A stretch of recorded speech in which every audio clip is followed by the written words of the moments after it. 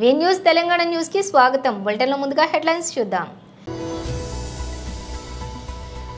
సభలో గర్జించిన సీఎం, రైతు భరోసా మోసాన్ని బట్టబయలు చేసిన రేవంత్ రెడ్డి.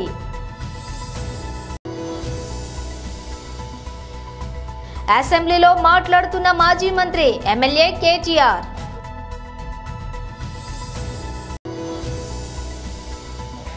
చర్లపల్లి రైల్వే స్టేషన్ ను సందర్శించిన మల్కాజ్గిరి ఎంపీ ఈటెల రాజేందర్.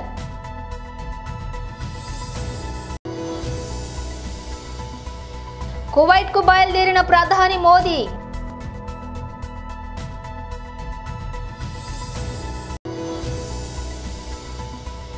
సాంధ్య థియేటర్ తొక్కిసలాట, మెరుగుపడ్డ చిన్నారి శ్రీతేజ ఆరోగ్యం. ఇక డీటెయిల్స్ చూస్తే సభలో గర్జించిన సీఎం, రైతు భరోసా మోసాన్ని బట్టబయలు చేసిన రేవంత్ రెడ్డి. తెలంగాణ రాష్ట్రానికి అత్యంత కీలకమైన అంశం. కాంగ్రెస్ పార్టీ ప్రతిష్టాత్మకంగా భావించిన రైతు భరోసా కార్యక్రమం మీద వారు స్వల్పకాలిక చర్చను ఈ సభ ముందు పెట్టి ప్రభుత్వం రైతు భరోసా మీద తీసుకోవాలంటున్న నిర్ణయాలలో ప్రధాన ప్రతిపక్ష సభ్యులందరినీ, శాసనసభ్యుల సలహాలు సూచనలు తీసుకొని ప్రభుత్వం విధి విధానాలను ఖరారు చేసుకొని ముందుకు వెళ్ళాలని, గతంలోనే సభా సమావేశాల కంటే ముందే ప్రభుత్వ పరంగా సంక్రాంతి తర్వాత రైతు భరోసా కార్యక్రమాన్ని కొనసాగించాలని ప్రభుత్వ పక్షాన్ని ప్రకటన కూడా చేయడం జరిగింది. అయితే ఈ రైతు భరోసా స్వల్పకాలిక చర్చల సందర్భంగా శాసనసభ్యులు పాయల శంకర్ గారు చాలా విషయాలను ప్రస్తావించారు. అందులో ప్రధానంగా ఒక 2-3 విషయాల మీద నేను క్లారిఫికేషన్ ఇవ్వదలుచుకున్నాను. ఎందుకంటే చర్చ అంతా అయిపోయినాక కూడా నేను ఇచ్చి ఉండొచ్చు. కాకపోతే ఈ అంశాలకు సంబంధించి కొన్నిసార్లు ఎంబడెంబడే మనం రిప్లై చేస్తే వాటి ప్రాధాన్యత ఉంటుంది. సభ్యుల మనసులో ఉన్న అనుమానాలను కూడా మనం నివృత్తి చేసిన వాళ్ళం అవుతాం. రైతు భరోసా విషయంలో కాంగ్రెస్ పార్టీ రైతులను ఆదుకోవడానికి తీసుకోవాలన్న ఆలోచన, దీన్ని అమలు చేసే విధానంలో ఎవరికి ఎలాంటి అనుమానాలు ఉండాల్సిన అవసరం లేదు.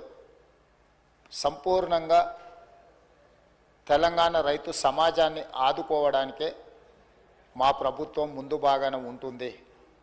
కాంగ్రెస్ పార్టీకి శ్రీమతి ఇందిరాగాంధీ గారికి ఉన్న చరిత్ర ఈడ ప్రతి ఒక్కరికి తమరికి ప్రత్యేకంగా తెలుసు అధ్యక్ష. భూమి చుట్టూతా ఉన్న పేదలు, ముఖ్యంగా దళితులు, గిరిజనులు, బలహీన వర్గాలు, వ్యవసాయ కుటుంబాలు భూమినే నమ్ముకొని, భూమినే అమ్మగా భావించి ఈ భూమి చుట్టూతోనే వాళ్ళ జీవితం ముడిపడి ఉన్న విషయంలో ఆ రైతులను ఆదుకోవాలన్నదే ప్రభుత్వం యొక్క ఆలోచన. గత ప్రభుత్వం గొప్పగా చెప్పుకునే రైతు బంధు పథకం, ఈ రైతు బంధు పథకం యొక్క మూల ఉద్దేశం పెట్టుబడి సహాయ పథకము. వ్యవసాయ రైతుకు పెట్టుబడి సహాయ పథకము. పెట్టుబడి సహాయం ఎవరికి అధ్యక్ష? వ్యవసాయం చేసుకునే వాళ్లకు సహాయం చేయడము, ఆ సహాయము పెట్టుబడి రూపంలో, ఆ సహాయము నగదు రూపంలో రైతుకు చేరవేయాలన్నదే గత ప్రభుత్వం యొక్క లక్ష్యము అని వాళ్ళు జీవోలో స్పష్టంగా వాళ్ళు ఇచ్చిన జీవోలోనే అంశాలను క్రోడీకరించారు. అసెంబ్లీలో మాజీ మంత్రి ఎమ్మెల్యే కేటీఆర్ మాట్లాడారు. భారత చరిత్రలో రైతుకు పెట్టుబడి వ్యవసాయానికి ఇచ్చిన మొట్టమొదటి ప్రభుత్వం తెలంగాణ ప్రభుత్వం, మొట్టమొదటి నాయకుడు కేసీఆర్. అయితే 72,000 కోట్ల రూపాయలు రైతుల ఖాతాల్లో నేరుగా జమ చేయడానికి ప్రేరణ అయింది. అసలు ఆ పథకం ఎందుకు తేవాల్సి వచ్చింది అది చెప్పకపోతే, ఆనాటి పరిస్థితులు ఆకలింపు చేసుకోకపోతే, బ్యాక్గ్రౌండ్ అర్థం కాకపోతే, పథకం ఎందుకు ప్రారంభించాల్సి వచ్చిందో దాని నేపథ్యం తెలియకపోతే మనం ఏం మాట్లాడతాం అధ్యక్ష? ఇంకోటి నేను వారిని కోరుతా ఉన్నా అధ్యక్ష, నీతులు మాకే కాదు కదా చెప్పాలి. విప్ గారు మీరు మీ సభ్యులకు కూడా చెప్పాలి. మరి మేము వడ్లే కొనలేదట, మేము కొననేయలేదు, వ్యవసాయమే జరగలేదు, పద్ధతి కాదు. దయచేసి మీరు మీ సభ్యుల దిక్కు చూసుకొని వాళ్ళతో నేర్పించి ట్రైనింగ్ ఇచ్చారు అధ్యక్ష 2 రోజులు. మరి వాళ్ళకి ట్రైనింగ్ చక్కగా ఇచ్చింటే బాగుండేది కదా అధ్యక్ష. అధ్యక్ష మేము ఒకటే అంటున్నాం అధ్యక్ష, ఆ రోజు రైతు కళ్ళల్లో ధైర్యం లేదు. ఉమ్మడి ఆంధ్రప్రదేశ్లో, తెలంగాణ ప్రాంతంలో కళ్ళంలో ధాన్యం లేదు. చిన్న రైతు పెద్ద రైతు అనే తేడా లేదు అధ్యక్ష. 30-40 ఎకరాలు ఉన్న రైతు కూడా తెలంగాణలో, నేను చెప్పేది వాస్తవం కాకపోతే రేవంత్ రెడ్డిని అడగండి, ఎందుకంటే ఆయన మహబూబ్ నగర్ జిల్లా వలసల జిల్లాగా పేరుపడ్డ జిల్లా. ప్రతి సంవత్సరం 14 లక్షల మంది వలసపోయే జిల్లా. అధ్యక్ష, కేటీఆర్ గారు సభానాయకుడు రేవంత్ రెడ్డి అని ఏకవచనంతో మాట్లాడకండి అధ్యక్ష. సభానాయకుడు గౌరవం అనేది గౌరవం ఇవ్వండి. రైట్, గౌరవం అనేది అధ్యక్ష, గౌరవం అనేది ఇచ్చి పుచ్చుకోవాలి అధ్యక్ష. ఇస్తాం, మేము కూడా ఇస్తాం. ఇవ్వకపోతే కేసీఆర్ గారిని ఇష్టం వచ్చినట్టు మాట్లాడితే మేము కూడా అట్లే మాట్లాడాల్సి వస్తుంది అధ్యక్ష. దానికి మేమేం చేయాలి అధ్యక్ష? 20-30 నేనేం తిట్టలేదు కదా అధ్యక్ష, నేనేమన్నా అధ్యక్ష పేరు పెట్టి పిలిచిన గంతే కదా. అదే ఏకవచనంతో పిలవకండి మీరు చాలా అధ్యక్ష. Okay okay right right right right right right senior right అధ్యక్ష. మీకు చెప్పాల్సిన అధ్యక్ష, 20-30 ఎకరాలు ఉన్న రైతులు కూడా పాలమూరు లాంటి జిల్లాలో 20-30-40 ఎకరాల రైతులు కూడా హైదరాబాద్కి వచ్చి కూలీ చేసుకునే పరిస్థితి అధ్యక్ష. ఇది వాస్తవం. ఎందుకంటే నీళ్లు లేవు, కరెంటు లేదు. అట్లాంటి పరిస్థితుల్లో రైతులు కూలీలుగా మారి అడ్డా మీది కూలీలుగా ఇక్కడ హైదరాబాద్లో పనిచేసిన దుస్థితి. అందుకే మేము 20 ఎకరాలు 10 ఎకరాలు 12 ఎకరాలని కోతలు పెట్టలేదు అధ్యక్ష. తెలంగాణ ప్రాంతంలో నీళ్లు లేక ఎన్ని ఎకరాలున్నా రైతు కూలీగా మారిపోయిన దయనీయమైన పరిస్థితి ఉండే కాబట్టే మేము ఆలోచన చేసినాం అధ్యక్ష. మేము ఆనాడు మొట్టమొదటి ప్రాధాన్యతగా తెలంగాణ రాష్ట్రం ఏర్పడిన తర్వాత వ్యవసాయ రంగాన్ని తీసుకున్నాం. వ్యవసాయ రంగం, సాగునీటి రంగం. ఎందుకంటే నీళ్లు, నిధులు, నియామకాలను ఉద్యమ కాలంలో మేమే చెప్పినాం అధ్యక్ష. అందుకే నీటి విషయంలో ప్రతి నీటి బొట్టును ఒడిసి పట్టి గోదావరి గాని కృష్ణ గాని సాగునీటి అందించాలి, ఖచ్చితంగా రైతుల బీళ్లకు ఖచ్చితంగా నీళ్లు ఇవ్వాలని ఒక ఎజెండాతో పనిచేసినాం. ఆ పునర్నిర్మాణ కార్యక్రమం తీసుకున్నాం అధ్యక్ష. అందులో భాగంగానే అధ్యక్ష, రైతు చల్లగా ఉంటే పల్లె చల్లగా ఉంటుంది అధ్యక్ష. పల్లె కూడా అందరూ బాగుంటారు. ఎందుకంటే గ్రామీణ ఆర్థిక వ్యవస్థకు రైతు కేంద్ర బిందువు. ఆ రైతు బాగుంటే రైతు చుట్టూ అల్లుకున్న అన్ని కుల వృత్తులు బాగుంటాయి అధ్యక్ష. ఆ ఉద్దేశంతోనే వ్యవసాయాన్ని స్థిరీకరించాలనుకున్నాం. మేము రైతు బంధు పెట్టింది ఊరికనే పెట్టలేదు అధ్యక్ష. మా ఉద్దేశం వ్యవసాయ స్థిరీకరణ, వ్యవసాయ స్టెబిలైజేషన్, అగ్రికల్చర్ స్టెబిలైజేషన్. ఆ కార్యక్రమంలోనే చిన్న విప్లవాత్మకమైన కార్యక్రమాలు తీసుకున్నాం అధ్యక్ష. అందులో ముఖ్యమైనది అధ్యక్ష 24 గంటల నిరంతర విద్యుత్. తెలంగాణ వచ్చినాడు అధ్యక్ష, కరెంటు లేదు. తర్వాత మీరు చూసినట్టయితే ఆనాడు దాదాపు పొద్దున 3 గంటలు, రాత్రి 4 గంటల అధ్యక్ష కరెంటు. దొంగ రాత్రి, అర్ధరాత్రి వచ్చే కరెంటు కోసం కావలగాసే దుస్థితి. దాన్ని మార్చాలనుకున్నాం సమూలంగా. 24 గంటల నాణ్యమైన ఉచిత విద్యుత్ రైతులకు అందించిన ఒకే ఒక్క నాయకుడు భారతదేశంలో కేసీఆర్ గారు అధ్యక్ష. ఆ కార్యక్రమం చేశారు. అదేవిధంగా చెర్లపల్లి రైల్వే స్టేషన్ ను మల్కాజ్గిరి ఎంపీ ఈటెల రాజేందర్ సందర్శించారు. జంట నగరాలలో హైదరాబాద్లో సికింద్రాబాదు, కాచిగూడ, నాంపల్లి రైల్వే స్టేషన్ మొత్తం జనసమ్మర్దం అయిపోయి అక్కడ రాకపోకలకు అనేక రకాల అంతరాయం కలుగుతున్న సందర్భంలో చెర్లపల్లిలో నరేంద్ర మోడీ గారు ఇంత పెద్ద వైబ్రెంట్ హైదరాబాద్ సిటీకి, ఇంత గొప్పగా విస్తరిస్తున్న నగరానికి ఎయిర్పోర్ట్ తలపించేటువంటి గొప్ప రైల్వే స్టేషన్ నిర్మాణం కావాలని చెప్పి చెర్లపల్లిని ఎన్నుకొని ఇక్కడ ప్రభుత్వాలు సహకరించకపోయినప్పటికీ కూడా పూర్తి కేంద్ర ప్రభుత్వ నిధులతో దాదాపు 500 కోట్ల రూపాయలతో చెర్లపల్లి మోడర్న్ రైల్వే స్టేషన్ నిర్మాణం చేశారు. దీనికి కనెక్టివిటీ ఇవాళ రాష్ట్ర ప్రభుత్వం పూనుకొని వెస్ట్కి, ఈస్ట్కి, నార్త్కి ఎక్కడెక్కడ రోడ్ల కనెక్టివిటీ ఉన్నది. వాళ్ళు సహకరించాల్సిన అక్కడ ఉండే, కానీ వాళ్ళ సహకారం లేకపోవడం వల్ల ఇప్పటికి నిర్మాణం కాలేదు. అయినప్పటికీ కూడా ఎందుకంటే సికింద్రాబాద్ మీద రోజు రోజుకి విపరీతమైన రద్దీ పెరుగుతూ ఉంది కాబట్టి, వేలాది మందితో కిటకిటలాడుతూ ఉంది కాబట్టి ఈ నెల 28వ తారీఖు డిసెంబర్ 28వ తారీఖు నాడు రైల్వే మంత్రి గారి చేతుల మీదుగా, అదేవిధంగా మా మంత్రి గారు కిషన్ రెడ్డి గారి చేతుల మీదుగా ఈ రైల్వే స్టేషన్ని తెలంగాణ ప్రాంత ప్రజలకి అంకితం చేయబోతున్నటువంటి సందర్భంలో ఈ 4-5 రోజుల పాటు ఇక్కడ మా నాయకత్వం అంతా కూడా రైల్వే అధికారులతో కోఆర్డినేట్ చేసుకొని అన్ని రకాల ఏర్పాట్లను మేము పర్యవేక్షిస్తూ ఉన్నాం. నిన్ననే పార్లమెంట్ అయిపోయింది కాబట్టి ఈరోజు మేము వచ్చి ఈ వారం రోజుల పాటు ఇక్కడ ఇంకా ఏమేమి పనులు పెండింగ్ ఉన్నాయి, ఏమేమి బాటిల్ నెక్స్ ఉన్నాయి, అవన్నీ రైల్వే డిపార్ట్మెంట్ రాష్ట్ర ప్రభుత్వంతో కోఆర్డినేట్ చేసుకొని ఇవన్నీ ఉన్నంతలో చేసే ప్రయత్నం చేస్తాం. ఏది ఏమైనప్పటికీ కూడా 28వ తారీఖు నాడు ఇంత గొప్పగా నరేంద్ర మోడీ గారి సహకారంతో, కేంద్ర ప్రభుత్వ సహకారంతో నిర్మాణమైనటువంటి ఈ రైల్వే స్టేషన్ ఓపెనింగ్కి చుట్టుపక్కల ప్రాంతాల ప్రజలందరూ కూడా పెద్ద ఎత్తున పాల్గొని దీన్ని విజయవంతం చేయాల్సిందిగా మేము విజ్ఞప్తి చేస్తాం.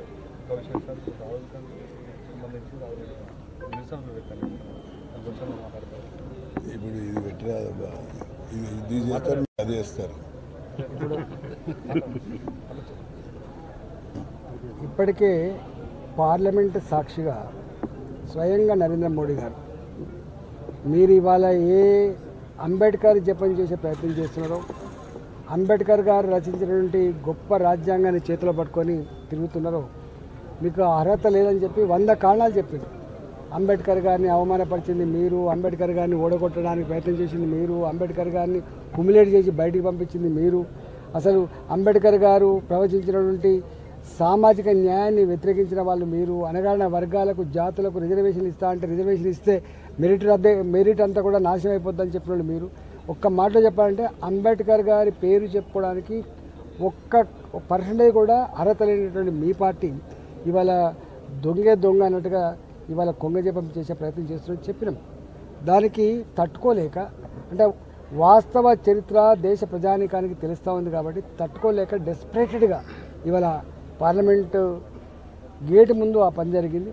దానికి తీవ్రంగా ఖండించడం భారతీయ జనతా పార్టీ పార్లమెంటు సభ్యులుగా మాత్రమే కాకుండా యావత్ జాతి అంతా కూడా సిగ్గుతో తలదించుకుంటా ఉంది.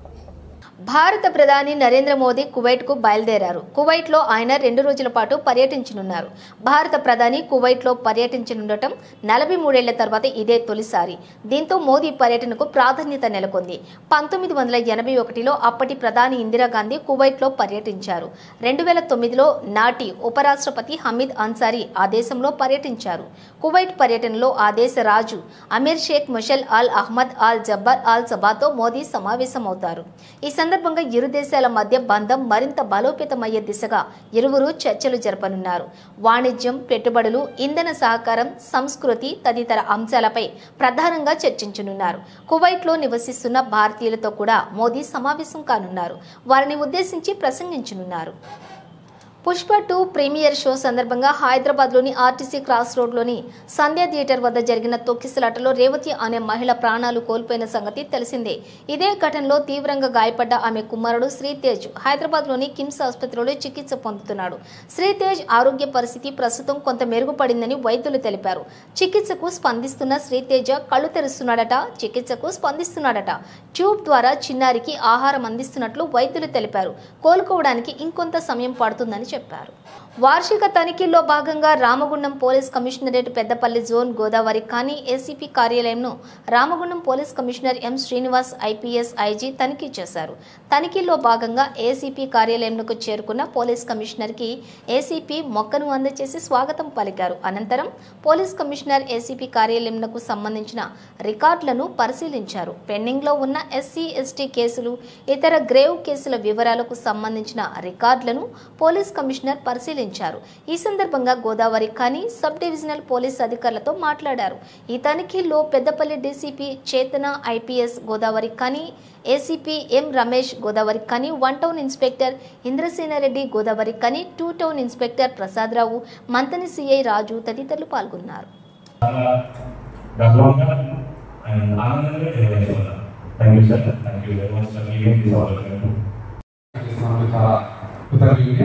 నేను గత 16 సంవత్సరాలుగా ఈ సెషన్ ప్రాక్టీస్ చేస్తున్నాను. నేను డైలీ మెడిటేషన్, యోగా, ధ్యానం ఇవన్నీ ప్రాక్టీస్ చేస్తున్నాను. అది ఎలా ఉంటుంది ఏంటి అనేది ఈరోజు గురుజీ దాన్ని ఇంట్రడ్యూస్ చేస్తున్నారు. సో ఒకసారి మీరందరూ కూడా దాన్ని ఈరోజు అనుభూతిని చెందాలని చెప్పేసి నా యొక్క విజ్ఞప్తి. Thank you sir.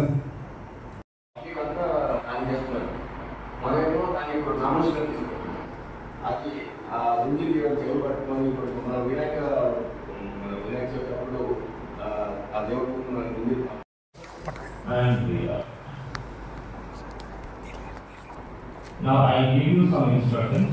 Just go to that particular place in your body. Just your mind should be in that particular position. That's it. So feel your foot, left foot. Feel your left foot. Left knee, left thigh and hip. Right foot. Take a deep breath in and breathe out. Right foot, right knee, right thigh and hip. Your abdomen. Stomach. Relax. Take a deep breath in and breathe out. One more deep breath in and breathe out. Right shoulder, right arm, right palm, left shoulder, left arm, and left palm.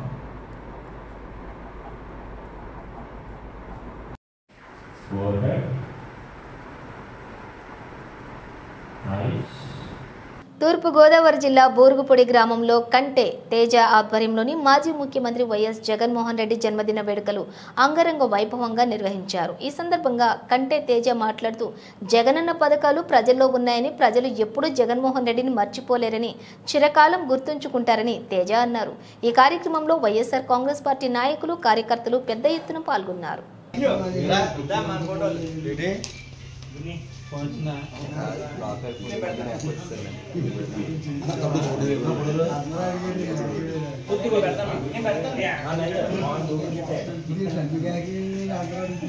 రాష్ట్ర మాజీ ముఖ్యమంత్రి వర్యులు YSR Congress party అధ్యక్షులు జగన్మోహన్ రెడ్డి గారి 52వ జన్మదినోత్సవం బూరుగుపూడి గ్రామంలో party కుటుంబ సభ్యులందరి సమక్షంలో జరపడం జరిగింది.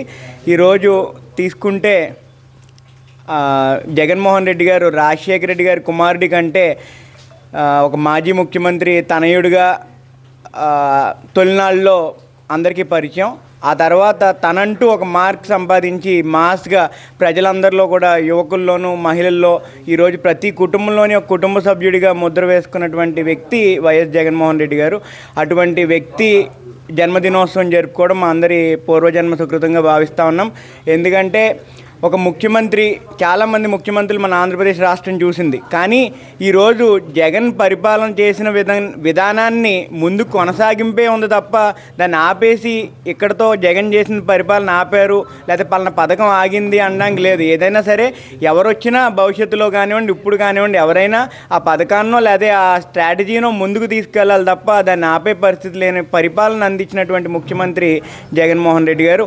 అటువంటి వ్యక్తికి భగవంతుడు ఆయురారోగ్యాలు, సుఖ సంతోషాలను ఇచ్చి పార్టీని మరింత బలంగా, ఇప్పుడు దాకా కూడా ఒక ముఖ్యమంత్రిగా ప్రజా సేవకుడిగా పనిచేశాడు. ఆయన భవిష్యత్తులో పార్టీ అధ్యక్షుడిగా కూడా 100% పనిచేయాలని మేము మనసారా కోరుకుంటా ఉన్నాం. ఎందుకంటే ప్రజల్ని ప్రేమించి 5 సంవత్సరాలు ప్రజలు ఏ విధమైన తీర్పు ఇచ్చారో మేము అందరం చూసాం.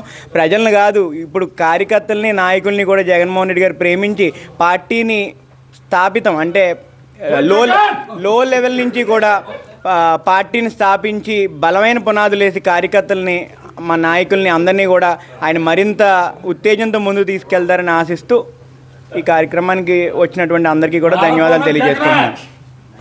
ఒక రోజుకు పోలీస్ స్టేషన్కు వెళ్లిన వాడి ఇంటికి క్యూ కట్టి పరామర్శించి నన్ను తిట్టే సినీ ప్రముఖులు, ఆయనకేమైనా కాలు పోయిందా, కన్ను పోయిందా, చెయ్యి పోయిందా, పెల్లోడు ఆసుపత్రిలో ప్రాణాలతో పోరాడుతుంటే వీళ్ళెవరైనా పరామర్శించారా? సీఎం రేవంత్ రెడ్డి అంటే ఈ సినీ ప్రముఖులు ఒక్క రోజు కోసం పోలీస్ స్టేషన్ పోయిన ఇంటికాడ క్యూ కట్టి ప్రభుత్వాన్ని తిడుతుండ్రు, నన్ను తిడుతున్నారు, అతన్ని పరామర్శిస్తున్నారు. ఏమైంది అధ్యక్ష? అతను కాలు పోయిందా, కన్ను పోయిందా, చేయి పోయిందా, ఏమైనా కిడ్నీలు దెబ్బతిన్నా, ఏమైంది? అతన్ని ఇంతమంది సినీ ప్రముఖులు పరామర్శించారు, కలిసిండ్రు, అభినందించారు. కానీ ఆ పిల్లగాన్ని కనీసమన్నా పరామర్శించడానికి సినీ ప్రముఖులు ముందుకు రాలేదంటే సినిమా ఇండస్ట్రీలో ఉన్న ప్రముఖులు ఏం ఆలోచన చేస్తుండ్రో, ఏం కోరుకుంటుండ్రో నాకైతే తెలియదు. బులెటిన్ ముగించే ముందు హెడ్లైన్స్ మరోసారి. సభలో గర్జించిన సీఎం, రైతు భరోసా మోసాన్ని బట్టబయలు చేసిన రేవంత్ రెడ్డి.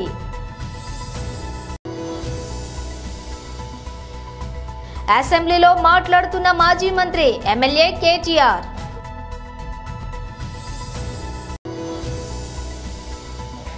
చర్లపల్లి రైల్వే స్టేషన్ ను సందర్శించిన మల్కాజ్గిరి ఎంపీ ఈటెల రాజేందర్.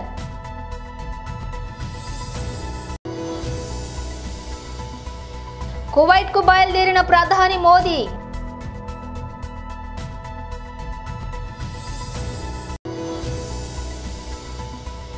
సాంధ్య థియేటర్ తొక్కిసలాట, మెరుగుపడ్డ చిన్నారి శ్రీతేజ ఆరోగ్యం. ఇవి బులెటిన్ విశేషాలు. మరో బులెటిన్తో మళ్ళీ కలుద్దాం.